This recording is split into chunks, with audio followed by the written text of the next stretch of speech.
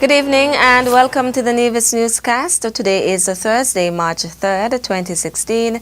I'm Donis Wilkinson Keynes. Residents and commuters through the Hanleys Road community were driving on freshly paved roads today thanks to the asphalt paving works done on the second phase of the Hanleys Road rehabilitation project. The stretch of road from the Rices intersection to the Scarborough intersection was done overnight by the Public Works Department, which is undertaking the multi-million-dollar project by the Nevis Island Administration. With this phase of the road construction complete, work on the third and final phase of the project from the Charles L. Walters Community Center to the bottom of Hanleys Road is set to commence shortly. Preliminary works have started, and the Director of the Public Works Department, Raoul Pemberton, says the construction should commence within the next 2 weeks. As the Ministry of Agriculture's 2016 Open Day is just 2 weeks away, the ministry is reminding persons who would like to operate booths for the two-day event that the deadline for registration is tomorrow, Friday, March 4th.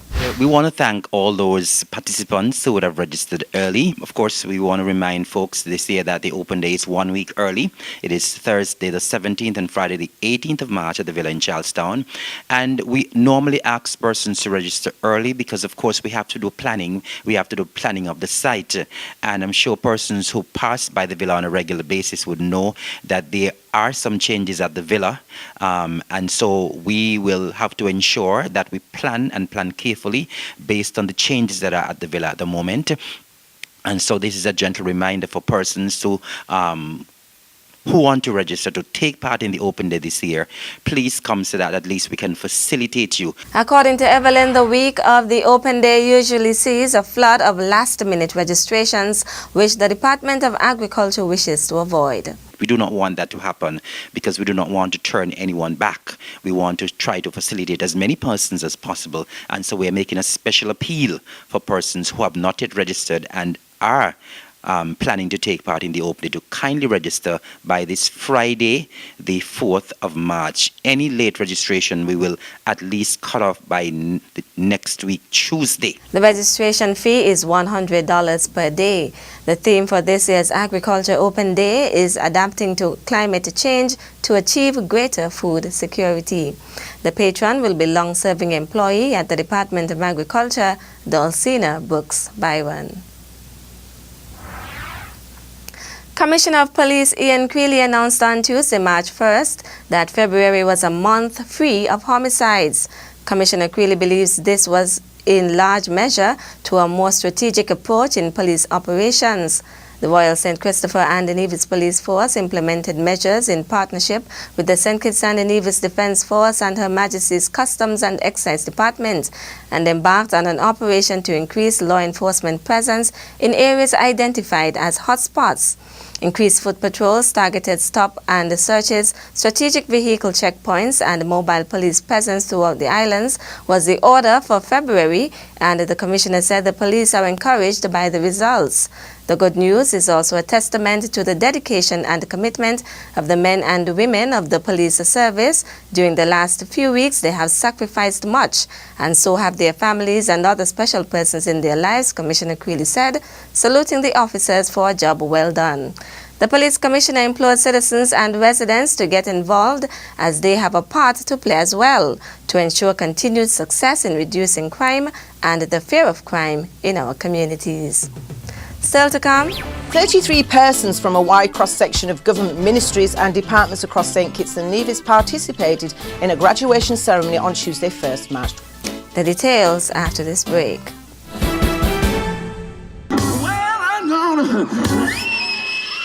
The second Nevis Blues Festival runs April 14th to 16th. Enjoy 3 nights of the best in blues, soul, and rock right on the beach at Awali Bay with international artists from the USA, the UK, Ireland, and the Netherlands. The Nevis Blues Festival is the Caribbean's most exciting new festival. See you there.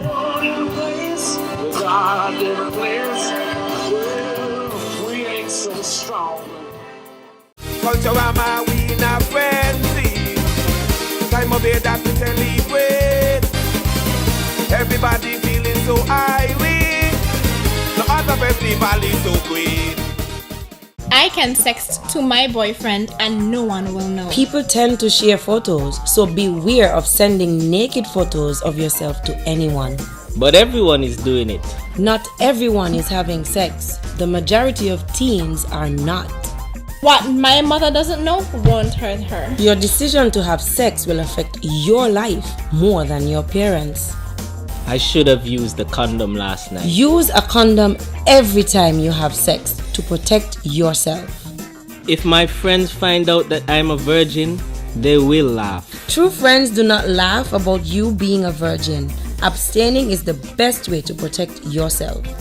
You matter to your family, to your friends, to your community, to you.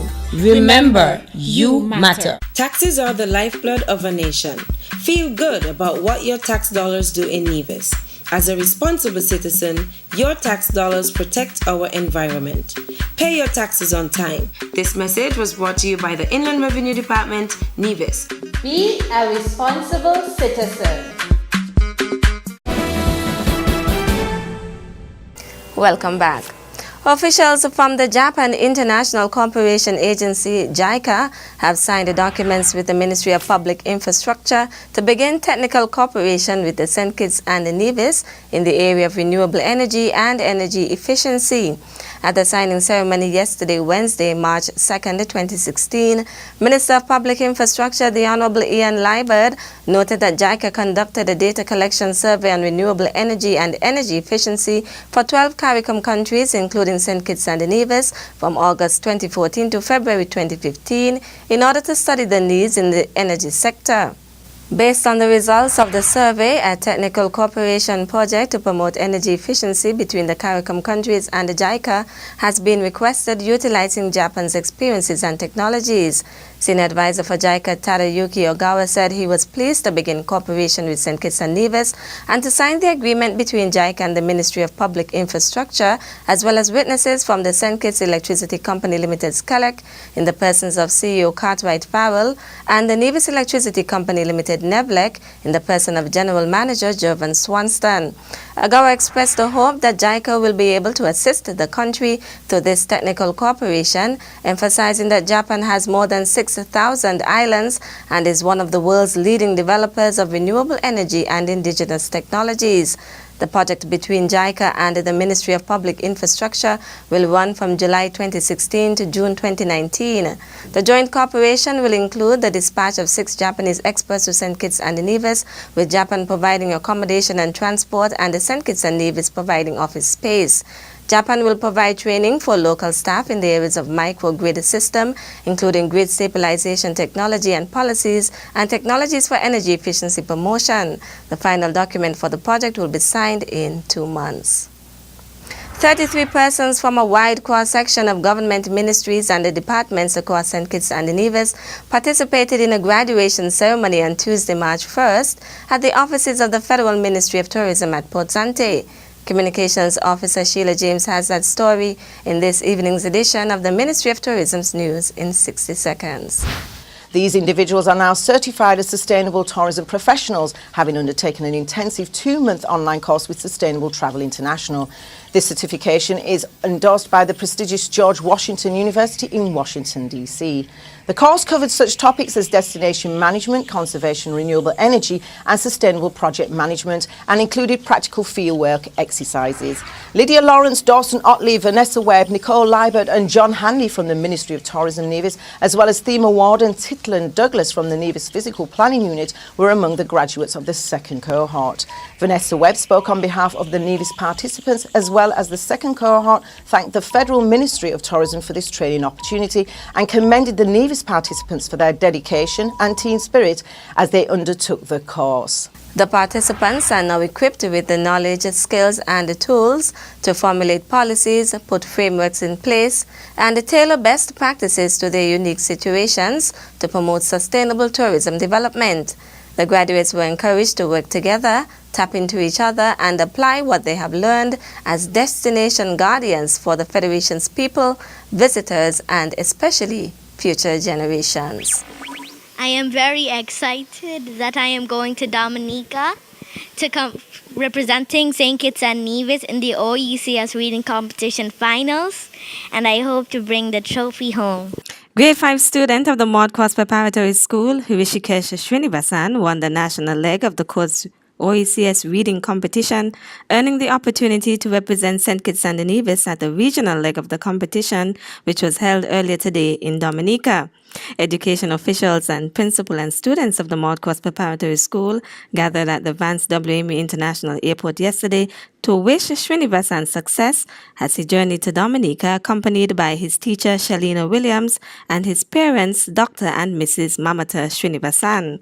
In today's competition, Srinivasan competed with participants from St. Vincent and the Grenadines, Antigua and Barbuda, Grenada, St. Lucia, and host Dominica. They were required to read 2 passages, a narrative, and a news item. Who do you think is the winner? Well, tell them, Louise. Rishikesh Srinivasan from St. Kitts and Nevis. And Nevis. The one boy in the competition. Rishikesh Srinivasan was awarded a laptop, a Kindle Fire, a smartphone, a prize of $5,000, and an equivalent cash prize for his school.